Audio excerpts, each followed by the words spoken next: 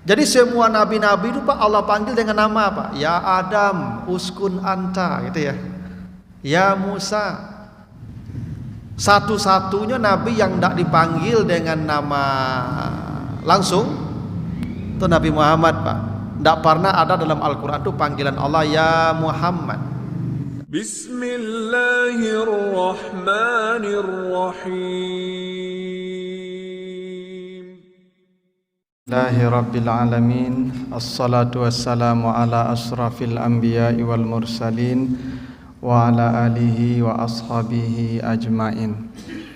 Bapak, ibu-ibu, kaum muslimin, jamaah salat maghrib yang dimuliakan Allah, kembali kita bersyukur kepada Allah atas segala karunia-Nya. Salawat dan salam untuk Nabi kita Muhammad sallallahu alaihi wasallam. Bapak Ibu yang saya muliakan, malam ini kita akan bahas surat Al-Muzammil, ayat yang pertama sampai ayat yang ke-7. Ya, kita baca ayatnya. A'udzubillahi minasyaitonirrajim. Ya ayyuhal muzammil qumil laila illa qalila nisfahu aw inqus minhu qalila aw zid alaihi warattilil qur'ana tartila. Inna sanulki alaika qawlan sakila. Inna nasyi'atal laili hiya asyaddu wat'aw wa aqwamu qila. Inna laka fin nahari sabahan tawila wazkur isma rabbika wa tabattal ilaihi tabtila.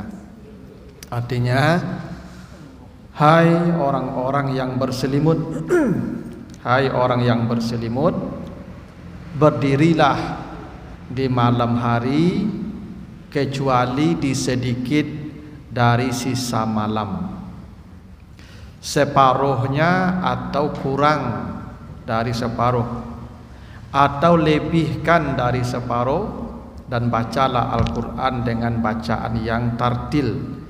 Sesungguhnya kami akan memberikan kepadamu perkataan yang berat. Sesungguhnya bangun malam itu lebih menguatkan jiwa, dan bacaan di waktu itu lebih berkesan. Dan engkau sesungguhnya di siang hari punya urusan yang panjang, dan berzikirlah menyebut nama Tuhanmu dan beribadahlah kepadanya dengan sungguh-sungguh. Nah, itu arti harfiahnya surat Al-Muzammil ayat 1 sampai ayat yang ke-8. Ayat ini Bapak Ibu adalah wahyu yang awal. Ya, wahyu yang awal. Ya, setelah apa? Setelah surat Al-Alaq, lalu ada surat Al-Mudassir. Nah, setelah Al-Mudassir itu ada beberapa ayat yang turun setelah itu, dan baru surah Al-Muzammil. Ini wahyu yang awal turun di Makkah. Dan inti surat Al-Muzammil ini adalah perintah kepada Rasulullah untuk salat di tengah malam. Jadi Bapak Ibu jangan mengira perintah salat itu setelah Isra Mi'raj. Ya. Perintah salat itu sudah turun sebelum Isra Mi'raj tahun ke-10 kerasulan. Di tahun ke-10 kerasulan, tolong ditutup pintunya. Keluar hasil. Jadi perintah salat malam ini sudah ada sebelum perintah salat wajib yang 5 waktu ini. Cuman yang 5 waktu ini turunnya pada waktu peristiwa Isra dan Mi'raj. Sebenarnya Nabi sudah salat juga sebelum Isra dan Mi'raj. Tuh di surah Al-Alaq Allah ceritakan, ara'aital ladzi yanha 'abdan iza shalla. Apakah engkau melihat hamba yang menghalangi, ya, seorang yang menghalangi hamba kami salat? Maksudnya itu Abu Jahal. Jadi Abu Jahal itu Ibu, saking bencinya dengan Nabi, dia kasih perintah, andai Muhammad nampak salat sujud, maka patahkan batang lehernya, gitu. Ya, jadi Abu Jahal itu memerintahkan agar kalau nampak Muhammad salat, maka patahkan batang lehernya. Itu yang dimaksud ya, ala ara'aital ladzi yanha abdan iza shalla. Jadi Nabi Muhammad sebelum Isra Mi'raj itu juga sudah salat. Ya, jangan dikira salat ini baru ada dikerjakan Nabi setelah Isra dan Mi'raj. Bahkan salat itu sudah ada sejak Nabi Ibrahim, karena Nabi Muhammad itu sebelum diangkat jadi rasul itu mengikuti ritual-ritual Nabi Ibrahim termasuk salatnya. Karena Nabi Ibrahim itu di surat Ibrahim ayat 37 itu ya meninggalkan Ismail di pinggir Ka'bah. Dia berdoa itu ketika meninggalkan Ismail di pinggir Ka'bah itu dia berdoa. Apa doanya? Rabbana inni askantu min zurriyati biwadin ghairi zi zar'in inda baitikal muharram Rabbana liyuqimus shalah. Ya Allah, jadikan anak-anak saya orang-orang yang mendirikan salat. Nah, berarti Nabi Ibrahim dan anak cucunya salat. Ya, dia sudah salat. Nah, salat malam ini juga sudah ada dikerjakan Nabi ketika surah Al-Muzammil ini diturunkan oleh Allah. Ya. Tapi ketika Isra dan Mi'raj itu Ibu, salat yang kita kerjakan yang 5 waktu ini itu pun masih mengalami revisi nanti itu. Karena dalam hadis Bukhari, salat 5 waktu yang diperintahkan pertama kali itu 11 rakaat. Dua-dua semua. Subuh 2, zuhur 2, asar 2, isya 2, maghrib yang 3. 11 awalnya itu. Nah, setelah hijrah ke Madinah baru jadi 17. Zuhur, asar, isya jadi 4. Subuh tetap 2 dipanjangkan bacaannya. Ya, maghrib tetap 3 karena witir siang. Nah, salat itu sudah tetap mengalami penyempurnaan itu. Nah, maka setelah turun surah Al-Maidah itu al-yauma akmaltu lakum dinakum, hari ini agama sudah sempurna, maka tidak ada lagi perubahan-perubahan termasuk dalam ibadah. Nah, jadi surah Al-Muzammil ini wahyu yang awal perintahnya salat malam kepada Nabi. Itu inti perintahnya. Nah, ada banyak pesan dari ayat ini. Satu, Allah memanggil Nabi ketika hendak menyuruh salat malam dengan panggilan yang spesial. Hai orang yang berselimut. Ya ayyuhal muzammil, hai orang yang berselimut, kum, bangunlah, berdirilah. Jadi dalam Al-Quran itu Ibu, Allah tidak pernah memanggil nama Nabi Muhammad dengan ya Muhammad. Selalu Nabi itu dipanggil Allah dengan gelar. Ya ayyuhan nabi, ya ayyuhar rasul, ya ayyuhal muddatsir, ya ayyuhal muzammil. Tidak pernah ya Muhammad, tidak pernah. Tapi kalau Musa sering ya Musa, sering Pak. Nabi Nuh ya Nuh, Nabi Daud ya Daud, i'malu. Jadi Allah pun Bapak Ibu, anak apa? Tolong jangan dimainkan pintu nak. Masuk saja, masuk. Jangan dimain-mainkan pintu. Ya, main duanya kau.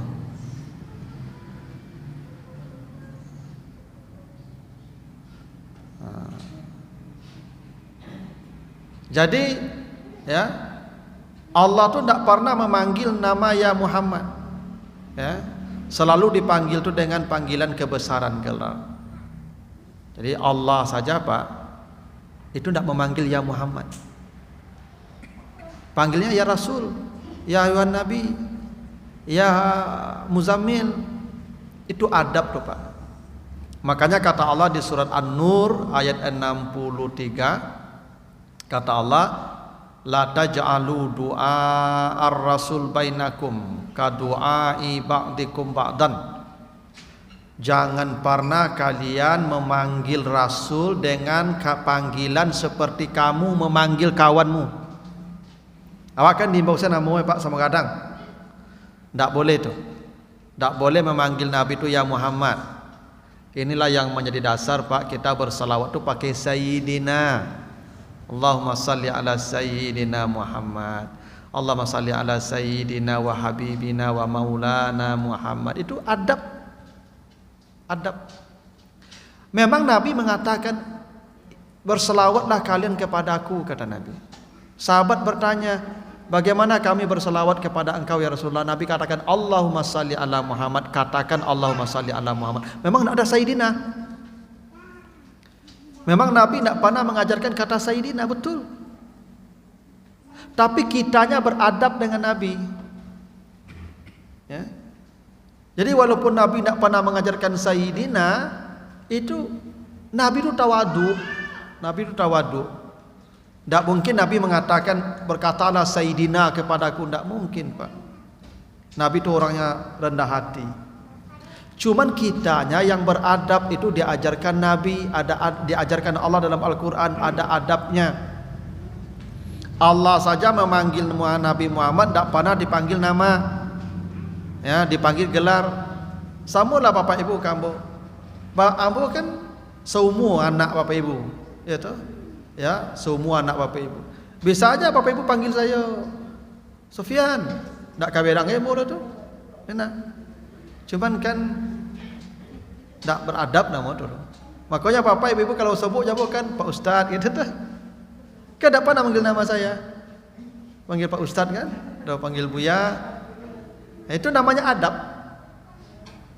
Makanya di Minang tu kan begitu, Pak. Ketek banamo. Gadang bagala, Pak. Kalau nyo ketek inamonyo diimbau. Tapi kalau nyela berumah tanggo, Pak, dak namo diimbau le bagi gala le. Ya, di keluarga isi itu pada bagala le, Pak. Sultan Rangkayo. Kana Sultan Rajuame. Atau Sidi kalau di Periaman apa? Atau Bagindo. Kan Bagindo, Sultan, Sidi kan itu seorang ya, Pak.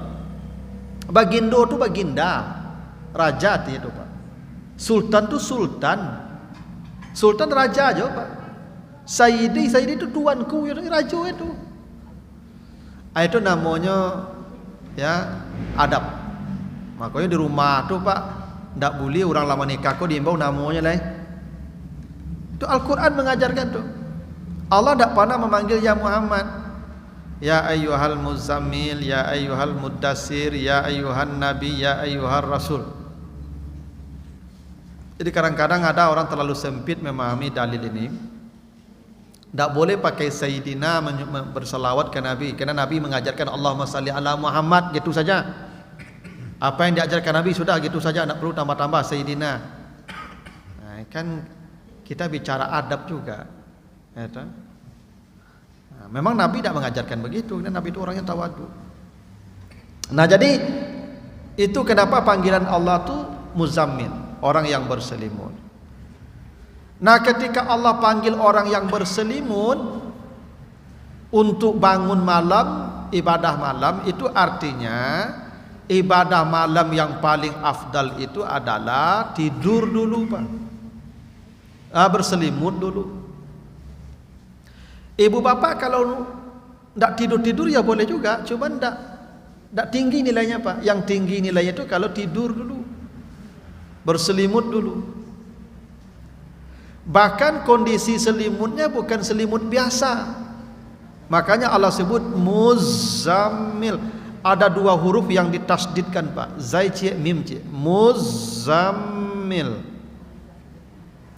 Sebenarnya, Pak, kalau dalam kaidah bahasa harusnya kata ini bukan muzammil tapi mutazammil. Hanya satu tasdidnya mim. Dari kata tazammala ya tazammalu, ya, itu isim fa'ilnya mutazammil. Ya, mutazammil. Tapi oleh Allah diganti tanya itu dengan zai. Lalu zainya didobolkan, ditasdidkan. Namanya muda'af. Muda'af itu artinya dobol. Sehingga ada dua yang dobol di situ. Zai dobol, muz, mim dobol, zam. Apa maknanya itu? Ini menunjukkan betapa beratnya ya bangun malam itu. Karena ketika itu orang hendak menambah selimut. Jadi selimut yang diangkat tu bukan selimut satu lapis, selimut 2 lapis. Karena jam 3 ke bawah tu Pak, ini rancak lama ia menambah selimut Pak. Masih mending lagi di Padang kau dapat selimut mana lalu dapat. Kalau di jalan panjang di kampung rumah bu Pak, atau di Padang Panjang ya Pak, atau di kaki Gunung Merapi itu Pak, itu makin pagi itu Pak, masya Allah, ya makin bertambah selimut Pak. Nah kata Allah, selimut kamu yang 2 lapis itu buang. Ini menunjukkan beratnya, saking beratnya orang menambah selimut, dia membuang selimut, kan berat tuh Pak. Itu makanya tahajud itu baru disebut tahajud kalau tidur. Karena tahajud itu artinya melawan kantuk dan dingin. Jadi kantuk dingin kita lawan. Itu maka besar pahalanya. Dan di saat itu kita bangun berdiri. Dan karena itu ibadah yang berat, ya, maka ganjarannya besar. Nanti di akhirat kata Allah, asa ayyab'asaka rabbuka maqaman mahmuda. Besok di akhirat ketika manusia diberdirikan Allah selama 50.000 tahun di padang mahsyar, orang yang tahajud itu tidak berdiri dia. Ada makam mahmuda untuk dia, tempat yang istimewa, yang spesial. Nah ini menunjukkan beratnya bangun malam itu. Ketika itu orang hendak menambah selimutnya, maka muzammil didobolkan 2 hurufnya untuk menunjukkan selimut yang dobol yang kita buang, yang kita angkat. Ya sebenarnya ya untuk bapak ibu tidak terlalu sulit ya, tapi yang umur-umur sampai 50 ke bawah kok barik kok Pak. Jago jam 2:30, jago jam 3 itu tidak mudah. Nah itu kenapa Allah mengganti ta dengan zai, sehingga dari mutazammil menjadi muzammil, ya, menunjukkan bahwa usaha mereka bangun itu tidak mudah. Orang menambah selimut, mendobolkan selimut, dia mengangkat selimut yang dobol itu. Nah. Kata Allah, kum al-laila illa qalila, berdirilah kamu di malam hari kecuali di sedikit malam. Nah, jadi memang perintah ya salat malam itu bukan salat malam. Allah tidak mengatakan salli al-laila, tapi kumi al-laila, untuk menunjukkan memang ibadah malam itu seperti salat, yang paling baik itu berdirinya dilamakan. Itu makanya namanya qiyamul lail. Jadi ibu bapak cukup 2 rakaat saja salat malam itu, tapi lama berdirinya Pak. Daripada bapak 11 atau 10 atau 12 rakaat, tapi cepat. Karena perintah salat malam itu bukan bukan salat lah, tapi kum, berdiri. Nah, itu kenapa nanti di akhirat orang berdiri dan ikut lagi berdiri. Karena saat orang tidur di dunia dia sudah berdiri capek. Besok orang payah berdiri, dia ikut lagi berdiri itu karena ya dia sudah berdiri di malam-malam orang yang nyenyak tidurnya. Itu namanya kum, berdiri. Nah, jadi perintah salat malam itu kum, itu kenapa ibadah malam disebut qiyamul lail. Nah, kumi itu Bapak Ibu mufrad, tunggal. Kalau banyak kumu. Perintah salat wajib selalu jamak, akimu, enak, akimu as-salah. Tidak ada akimi salah kecuali untuk Nabi Musa saja. Ya, innani anallah la ilaha illa ana fa'budni wa aqimis salata li zikri, gitu. Hanya untuk Nabi Musa saja yang akimi. Tapi untuk umat Muhammad perintah salat wajib akimu banyak. Akimu itu banyak. Basamu-samu. Artinya salat wajib itu memang berjamaah. Itu maksudnya apa? Itu maksud perintahnya jamaah. Akimu dan akimi. Kalau Nabi Musa akimi. Kenapa akimi? Karena salat berjamaah tidak ada pada masa Nabi Musa. Umat-umat yang lalu salatnya sendiri-sendiri. Nabi Ismail, Nabi Sulaiman sendiri salatnya. Nabi Musa sendiri salatnya. Jadi umat Muhammad salatnya bersama, itu makanya akimu jamak. Itu makanya Nabi mengatakan kalau ada laki-laki tidak ke masjid, dibakar rumahnya. Gitu. Karena memang perintahnya akimu, tidak akimi, jamak bersama-sama. Gitu. Tapi salat malam kumi, tidak kumu. Artinya apa? Salat malam yang paling baik sendiri-sendiri. Boleh berjamaah, boleh. Karena Nabi pernah berjamaah dengan Ibnu Abbas. Tapi yang paling baik bukan tidak berjamaah kalau salat malam itu sendiri. Kenapa sendiri salat malam lebih baik? Agar ini ibadah tidak diketahui orang, beko masuk riya ke hati kita. Bu, ibadah malam ni bukannya ibadah malam ya Bu ya. Semua ibadah sunat tidak baik ditampakkan kepada orang. Itu kenapa Nabi mengatakan afdalus salatil mar'i salatuhu fi baitihi illal maktuba. Sebaik-baik salat seseorang di rumahnya kecuali yang wajib di masjid. Jadi semua salat sunat lebih baik di rumah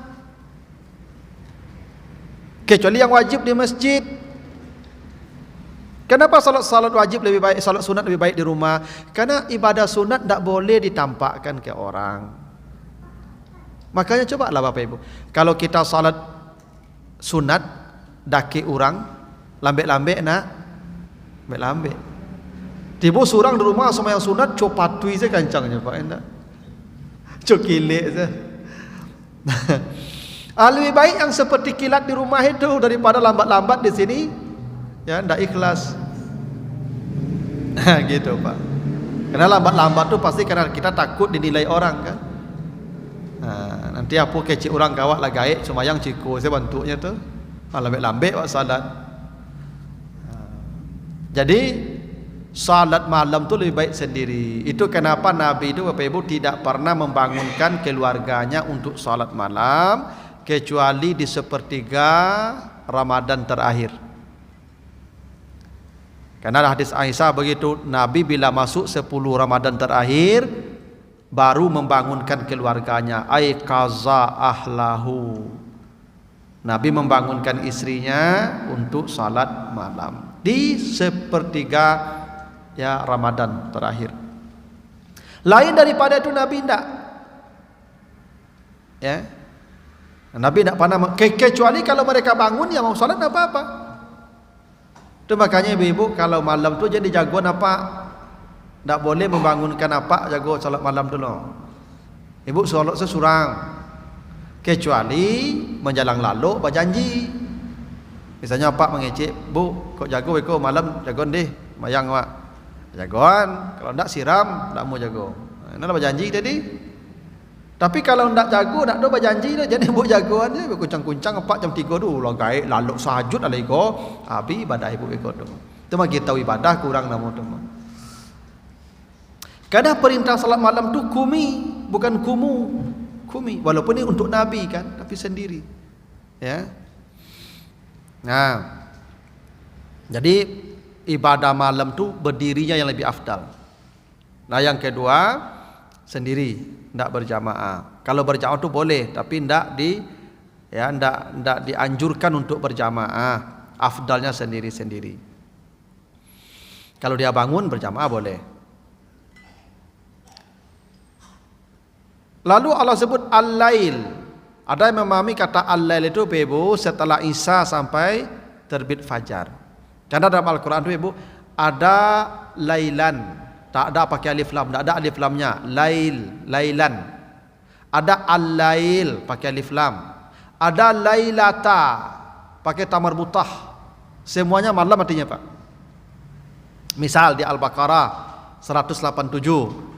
Uhilla lakum lailatas siyam arrafas ila nisaikum. Dihalalkan di malam Ramadan bergaul dengan istrimu. Malam tu lailata. Kalau Isra Mi'raj, subhanallazi asra bi 'abdihi lailan. Lailan tak ada pakai data marbutah lo Pak. Tak lailatan lo, lailan. Di sini tak lail, tak al-lailata tapi al-lail. Kumil laila. Tak ada tamar buta lalu ditambah alif lam. Semuanya berarti malam. Cuman malamnya beda menurut ya pemahaman ahli bahasa. Kalau malamnya pakai tamar buta lailata, itu mulai maghrib sampai subuh. Kalau pakai alif lam, kalau pakai tamar buta lailata. Lailata itu dari maghrib sampai subuh. Itu kenapa halal menggauli istri di malam Ramadan terhitung sejak berbuka sampai nanti fajar. Itu makanya uhilla lakum lailata asyam. Kalau dia tidak pakai alif lam, tidak pakai tamar buta, lailan itu menunjukkan di penghujung malam, sedikit sisa malam.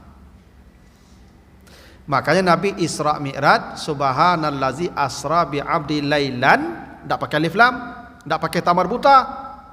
Artinya Nabi itu berjalan malamnya ketika orang di Makkah sudah tidur semua. Maksudnya tengah malam ke bawah. Tidak di semua malam. Kalau lailata semua malam. Kalau lailan di sisa-sisa malam. Lalu orang sadonya itu lailan. Kalau al-lail pakai alif lam mulai setelah isya sampai terbit fajar. Nah, perintah salat malam bukan lailan, bukan lailatan tapi al-lail. Ini perintah salat malam berlaku setelah salat isya. Itu kenapa ibadah malam yang paling minimal witir 1 rakaat. Kapan salat witir? Setelah isya. Sebelum isya tidak ada witir Pak. Witir setelah isya. Nah itu maksudnya ibadah malam baru dihitung sebagai ibadah malam kalau itu setelah salat isya sampai nanti waktu subuh datang. Itu kenapa Allah tidak mengatakan lailata atau lailan tapi al-laila. Ya. Semuanya malam mati itu Pak. Cuman malamnya beda-beda. Lailata itu dari maghrib sampai dengan subuh. Lailan itu di tengah malam ke bawah. Ya. Al-lail setelah isya sampai subuh. Nah, jadi salat malamnya dimulai setelah isya. Jadi ibu bapak nanti kalau tidak yakin bangun malam nanti itu Pak, tidak boleh habis isya witir 1 rakaat. Itulah ibadah malam nama itu Pak. Walaupun dapat belum tidur lain. Ya. Bapak salat witir 1 rakaat setelah isya itulah ibadah malam tu. Lah termasuk qiyamul lail di situ tu, cuman ndak maksimal saja. Yang maksimal tu tidur dulu, nanti di penghujung malam baru kita salat. Baru menjelang fajar nanti kita baru ya witir. Itu yang paling afdal. Nah, itu ya kenapa Allah menggunakan kumil laila, bukan kum lailan. Ya. Ya, bukan kum al-lailata tapi laila. Itu menurut pemahaman para ya ahli bahasa begitu. Walaupun boleh sejak habis isya al-lail, kumil laila, walaupun boleh setelah isya, tapi katalah illa qalila, ambillah di sedikit sisanya. Coba. Boleh bapak setelah salat isya ini salat malam. Tapi kata Allah ambillah yang di sisanya sedikit illa qalila. Ini menunjukkan bahwa ada waktu yang utama. Apa waktu yang utama? Di sedikit sisa malam. Jadi kalau misalnya bapak bangun jam 4:30 itu paling baik salat malamnya. Nanti ketemu azan subuh saja. Lebih baik. Di sedikit dari sisa malam. Karena ini berdasarkan hadis sahih ya. Allah itu turun ke langit dunia di penghujung malam. Di sepertiga malam terakhir Allah turun ke langit dunia. Allah berteriak ya, memanggil hamba-hambanya ya. Allah memanggil, menyeru. Siapa yang ya meminta, saya beri. Siapa yang berdoa, saya jawab. Siapa yang minta ampun, saya ampuni. Itu di sisa malam tinggal sedikit. Allah turun ke langit dunia. Ya, ini maksudnya turun ke langit dunia itu bukan turun kayak kita ya. Allah berada sangat dekat dengan hambanya di sisa malam. Turun itu kan mendaki Tuhan kawak namo tu Pak. Bukan turun mudah awak turun janjang nak. Allah itu sangat dekat ketika kita di penghujung malam tu. Maka kata Allah, memintalah saya beri. Ya, berdoalah saya jawab. Minta ampunlah saya ampuni di penghujung malam. Itu kenapa Nabi diceritakan Bapak Ibu, Nabi itu kalau habis Isya selalu tidur. Nabi tidak pernah lagi bicara kalau sudah salat Isya. Nabi itu benci bercerita-cerita setelah salat Isya. Ya. Kenapa? Karena Nabi ingin bangun di pertengahan malam dan Nabi tidak tidur lagi sampai ke fajar datang. So, kalau Pak lalu habis Isya tu Pak, apa jago jam 2 balik, jam 1 dah masalah, dah lalu sampai pagi le Pak. Karena kebutuhan tidur kita tu paling baik itu dari jam 9 sampai jam 1. Itu yang paling baik tidurnya Pak. Jam 1 ke bawah sebenarnya itu tidak bagus lagi waktunya tu Pak.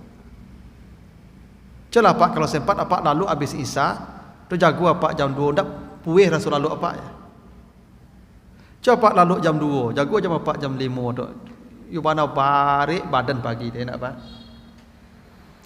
Ya, itu makanya Nabi itu bangun apa habis Isya tu ndak mau lagi bercerita-cerita. Awak kini kok yang susah Pak. Sudah Isya tu sampai jam 2 balik mata saya di layar monitor Pak. Nya ndak mota lah Pak, tapi motanya yo jari itu Pak. Ya, sampai jam 1. Itu makanya subuh tu payah bangun. Bapak Ibu kalau lalunya jam 1 sulit jam mampir tu bangun tu. Ya kecuali awak lah tua-tua tu kita ya bisa. Tapi ni muda-muda Pak. Mustahil tu Pak bisa bangun jam 3 jam mampir tu Pak, kalau jam 1 baru lalu baru. Makanya saya tuh kadang-kadang Bapak Ibu berpikir juga dosa di mall-mall tuh Pak. Itu anak-anak yang pegawai mall itu kan pulangnya jam berapa tuh Pak? Mall tutup jam sebalik tuh. Enak. Kalau jam sebalik tutup itu langsung pulang itu dia pun barang-barang dalam lo. Rapian dulu. Tutup dulu. Jam berapa kalau mall tuh ikut tuh jam 2 leh nak. Jam berapa tiba di rumah tuh? Jam 1. Jadi di rumah tu lagu mungkin lalu le Pak. Kau main apa dah sontak lo. Jam 2 lalu. Jam berapa jago subuh tu Pak? Ya karena mall mereka buka jam 10 lah. Jadi dia lagi dispensasi untuk nak salat subuh tu makasih itu. Ambo heran kenapa umat Islam mayoritas Pak, tapi kok tidak bisa menegakkan aturan yang membuat umat Islam ni taat untuk agamanya.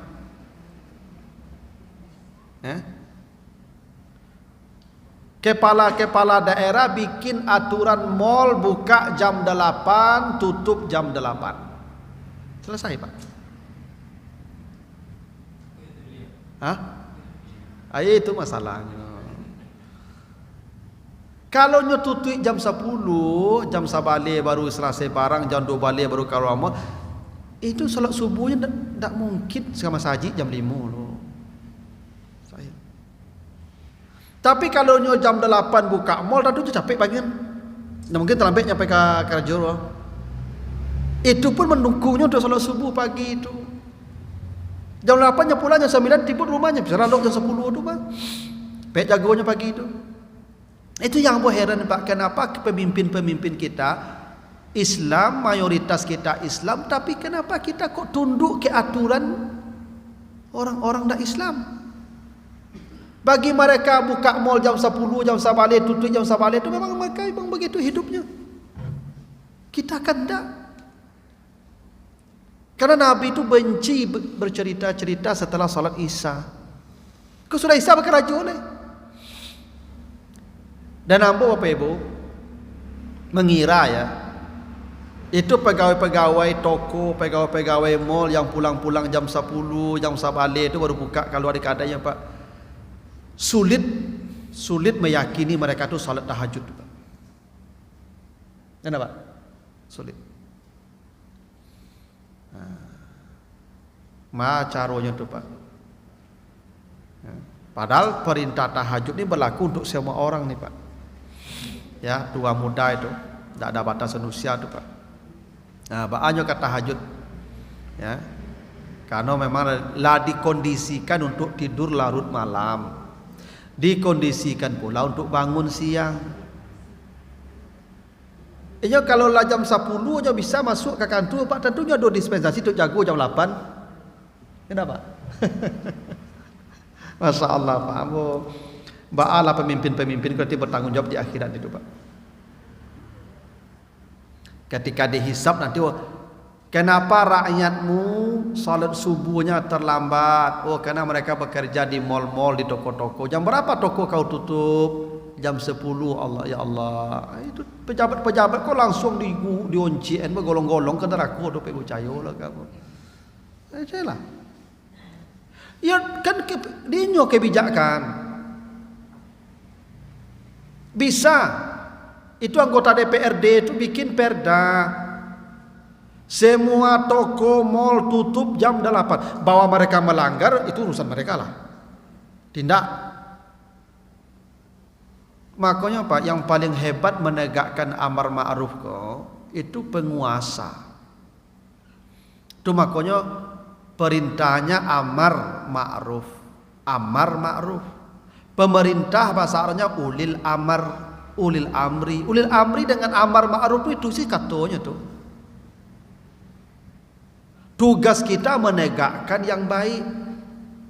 Di sisi lain ada penguasa namanya juga amar ulil amr. Apa maknanya hubungannya amar ma'ruf dengan ulil amri?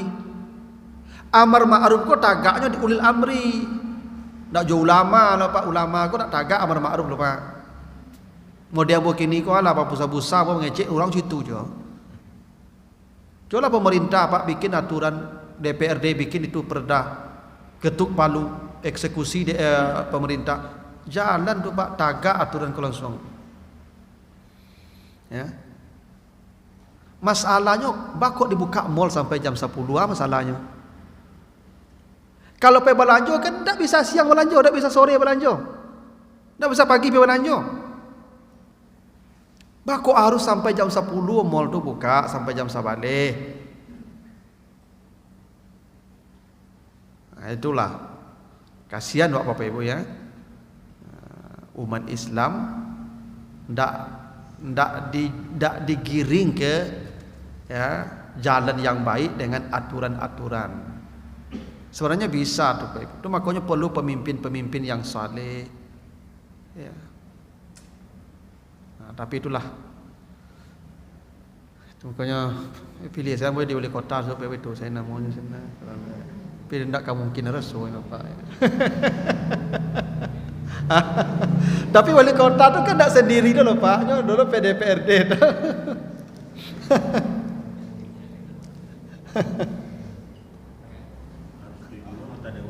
Iya, nak setuju lo anggota dewan Pak. Aduana ide dah Pak, dah setuju anggota dewan tak jolo Pak. Ada ide wali kota, ada anggota dewan pimpinan. Nah itulah. Jadi kan begini Bapak Ibu, kan ketik taraja-raja, gadang tarupa, gadang tabau-bau, tuwo taruba tidur, ya nak. Ibu bapak kalau dari muda ndak pernah salat malam sampai tua balik ikut. Bapak ibu yang muda salat malam itu adalah biasa dari ketik itu. Dari muda dah biasa salat malam itu sampai tua ringan satu Pak. Nah, ikut anak-anak muda ikut yang ndak pernah dibiasakan ibadah malam itu. Kalau terlalu anak-anak kini jagonya memang terlambat. Tambah lu pengaruh HP lah. Ya. Maka zaman siswa Pak orang kan pulang ke sawah makan sore itu, salat maghrib, Isya, lalu enggak. Maka dulu orang tak pakai alarm lah Pak, tak pakai mic, tapi bisa jago subuh. Ambo tak pernah mencari nenek ambo terlambat subuh lah ibu. Tak kenal jo HP, tak kenal jo alarm nenek ambo dulu tu. Selalu jam ampek tu lah pergi ke masjid tu. Dulu malam hari kalem ya. Ini hari malam tarang. Oh ya itu mungkin tu.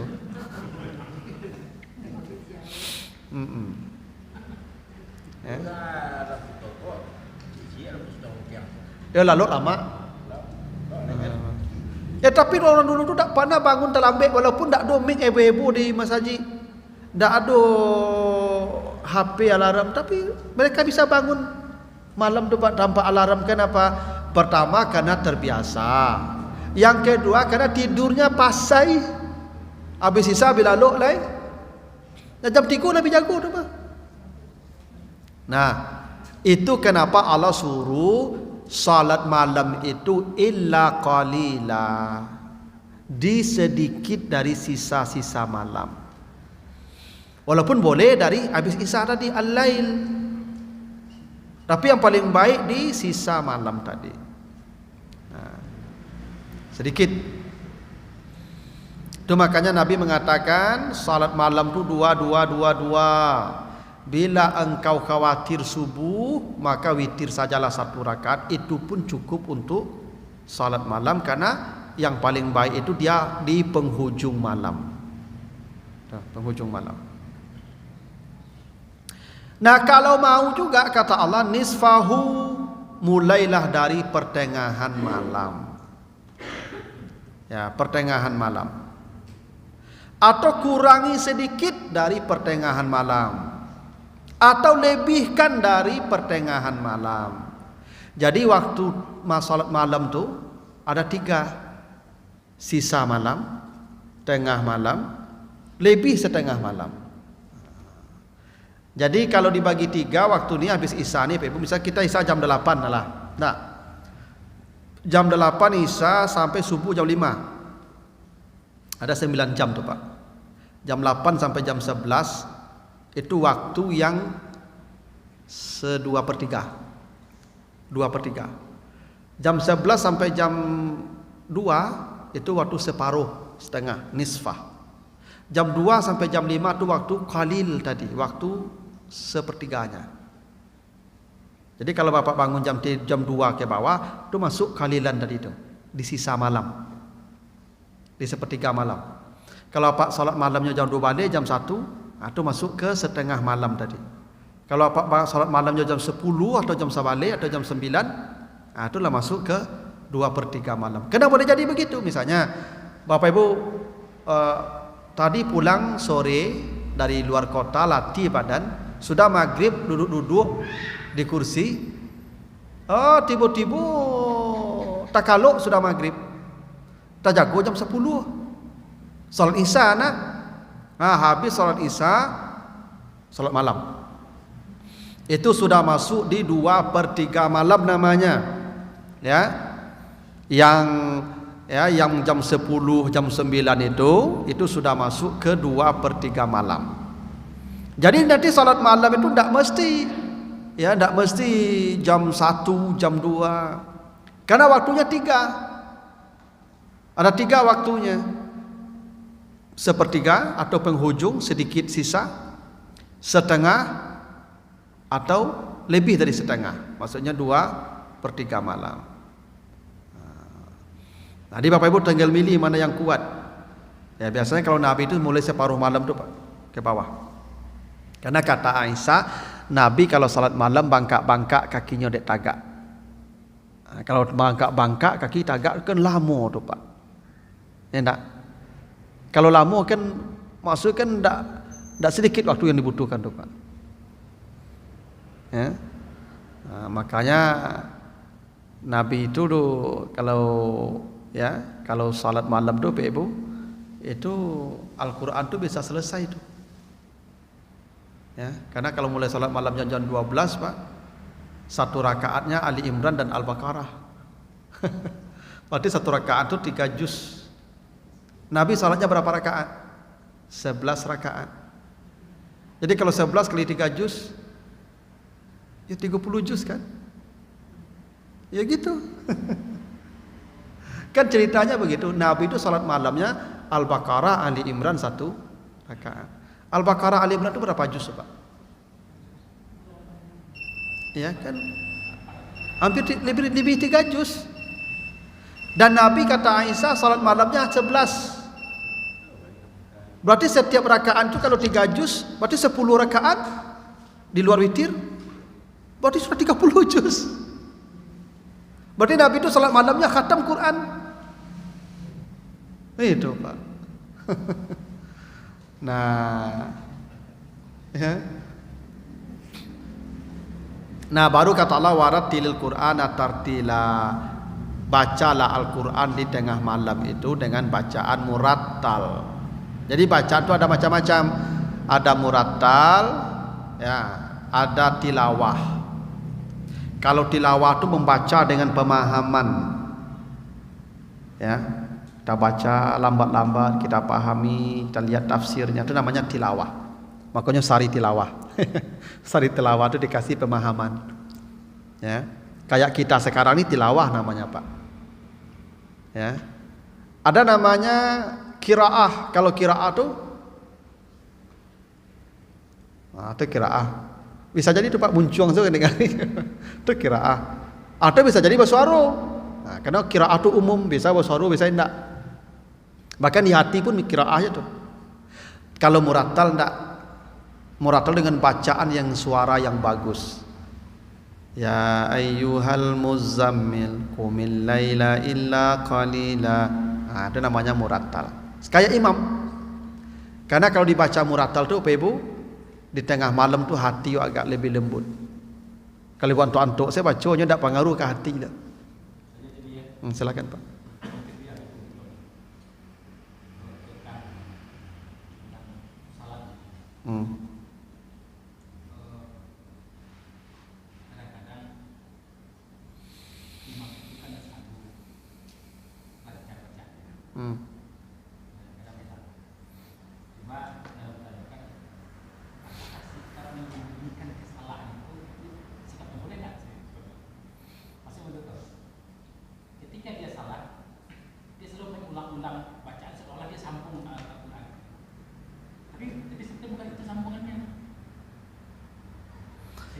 Kesannya bagi kita sebagai jamaah, dia baca Al-Quran juga, padahal baca sudah salah.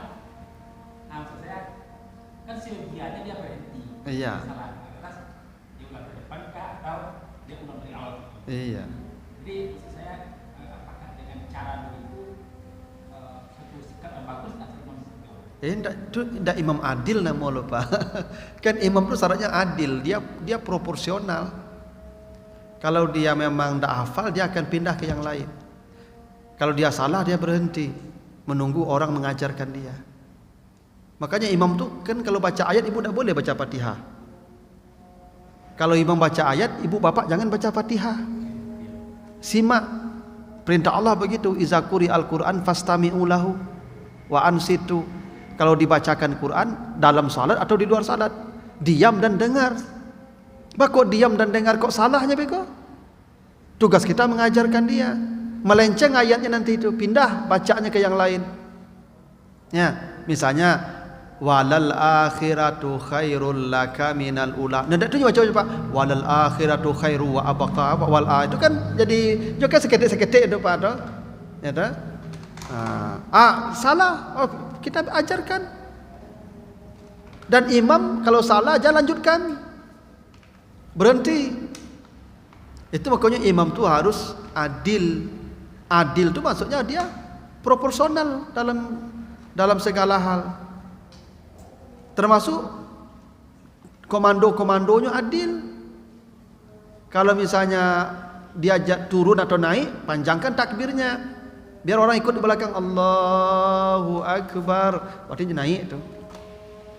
Kadang-kadang aduh imamku Pak, nya duduk tapi komandonya panjang. Orang lah tagak. Duduk kiranya. Jamaah tak kaju duduk imam kiranya ya. Kan sering begitu dong. Allahu Akbar nya duduk. Jamaah tagak. Tibu di belakang, ibu-ibu pakai tenda di belakang. Assalam. Oh, ini duduk ibu kejapit-japit itu.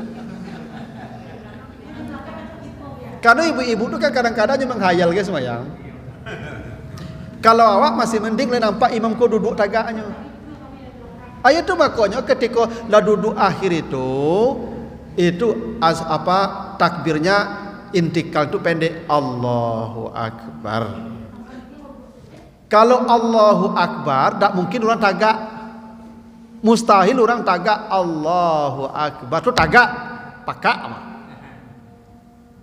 Tapi kalau Allahu Akbar, pasti orang tagak.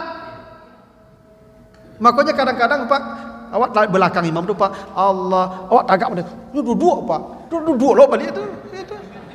Dah cocok kejadian tu ya. Itu adil namanya tuh Pak. Adil tuh bersikap proporsional. Ya. Termasuk kalau ibu jadi imam, kalau bapak ibu jadi imam, misalnya kalau bapak jadi imam, turun tuh Allah menggari awak bukan takbir dan gerakan tuh sejalan. Allahu Akbar, lurus gerakan awak naik. Jangan awak lah ruku. Pihak takbiran lu naik. Nyala ruku, lama dekonya baru Allahu Akbar caknya. Orang di belakang goyang-goyang saya ke ruku, Pak Tabilo ke ruku. Enak. Itu ndak adil namanya loh tuh. Banyak imam-imam begitu Pak. Ya. Makanya turun tuh sujud Allahu Akbar, begitu bar kanyang timbul di tanah langsung. Sehingga orang sujud lelai. Iko awal sujud timbul di bawah. Nang komando sujud timbul Pak. Tu orang lebih bingung malah payah aja orang ke sujud. Itu yang adil namanya. Tak tahu Pak. Iko imam awak iko takbir terakhir lah cukup panjang Pak. Perlu yo dikecek tu Pak. Tak kicu banyak orang Pak. Banyak orang tak kicu. Ibu-ibu tu tak kicu tu Pak. Ya dah. Iya.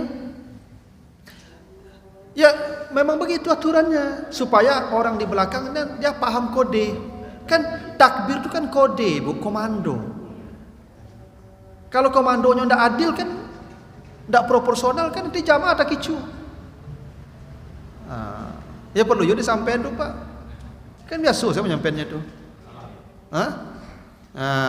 Pas duduk terakhir tuh Pak Imam, takbirnya jangan panjang je lah ya. Banyak orang terkicu di belakangnya, tagak orangnya. Cuma ibu-ibu, kebetulan ibu-ibu kan tak pakai apa Pak, tak nampak orang di muka dia lah, mendengar takbir je kan. Nah begitulah dulu Bapak Ibu ya, mudah-mudahan ada manfaatnya, lebih kurang mohon maaf. Subhanakallahumma wa bihamdika asyhadu an la ilaha illa anta astaghfiruka wa atubu ilaika. Wassalamualaikum warahmatullahi wabarakatuh.